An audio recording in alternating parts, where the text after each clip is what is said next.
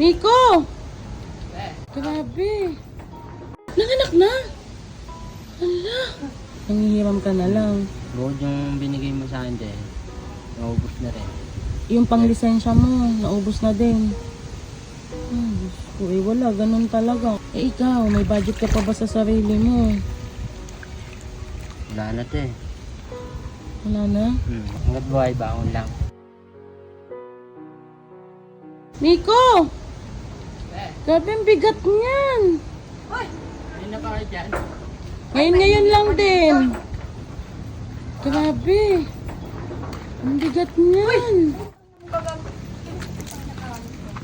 Kanina ka pa ba naglalaba? Kanina pa ako. Ha? Kanina pa ako. Kanina pa?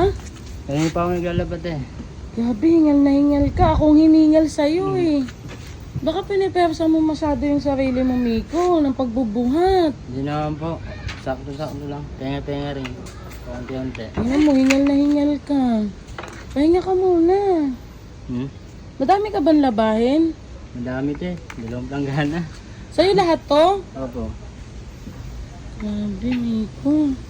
Kailangan maglabi. Hindi makagalaw yung isa eh. Ha? Hindi makagalaw. Bakit? Bagong panganak. Nanganak na? Hala. Kailan pa? Nung 9 lang po. Birthday ng Nazareno ba? Nasa Reno. Hmm. Anong anak mo, be? Babae, Babae. lalaki? Ha? Babae. Babae? Magpahinga ka muna. Umupo ka muna dito, oh. O, dyan. Gano'n lang sana ako eh. Mag-aanlaw ka na? O, sige, be. Mag-aanlaw ka na. Kailan pa sila nakalabas? Nung ano lang po, Agis. Lumabas din kinabukasan. O, okay naman. Kumusta naman? Okay naman po, normal naman po yung baby. Mataba. Mataba na mahaba. Matangkad. Grabe, Miko, congrats ha. May baby ka na ulit. Anong pakaramdam mo ngayon na may bagong baby ka na naman? May bagong blessing.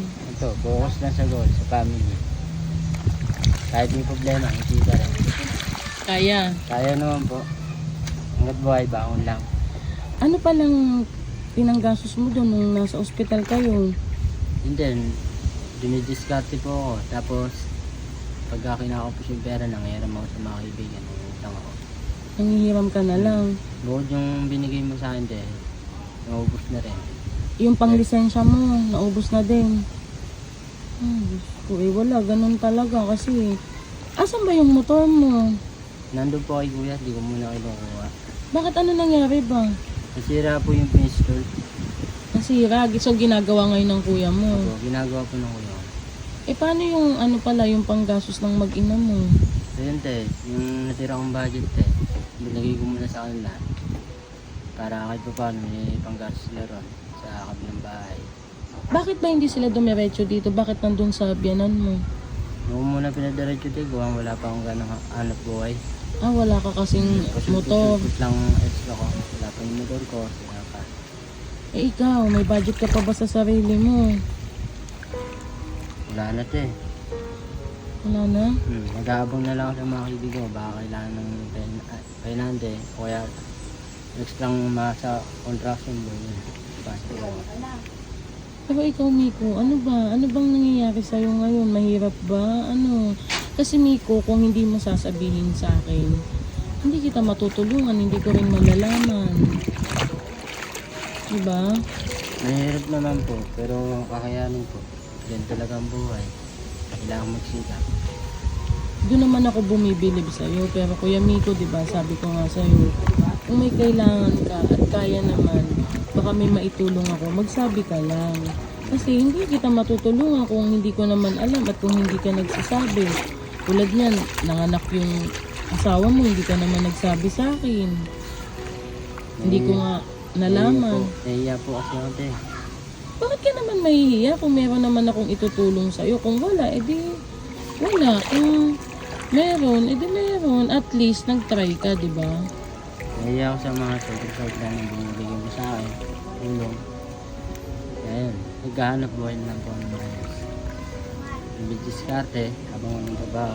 Tulad nga niyan, wala kang tricycle ngayon. Hindi ka makabiyahe, sira. Paano? Yung pangkain mo, saan mo kinukuha? May discount lang po ito eh. Yan.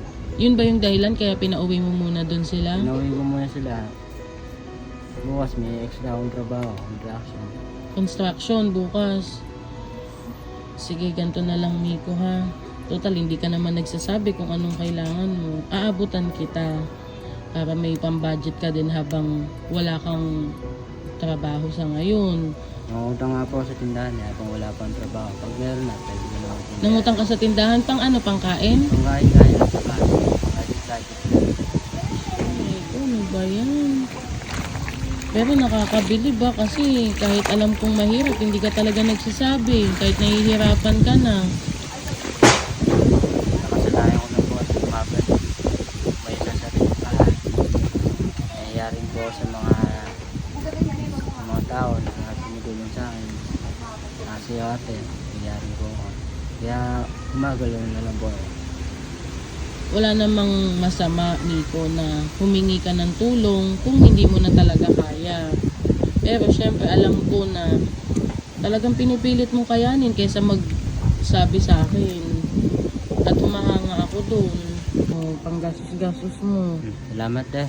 Salamat sa tulong na binibigay mo sa akin. Basta magsabi ka lang. Kasi kung mayroon man ako, di ba, bibigyan kita at saka gagawin ko ng paraan. Huwag mong sarilinin kasi yun naman ang pangako ko sa iyo, di ba? Hangga't kaya ko, tulungan kita, mag-aabot ako sa iyo kahit pa paano. Pero gusto ko kang batiin dahil may bagong blessing ka na dumating at alam kong mas lalo kang magsisikap. Salamat po talaga tayo. God bless po. Huwag ka nang malungkot. Alam ko kasi yung mga ganyan mo, may dinadamdam ka na naman eh.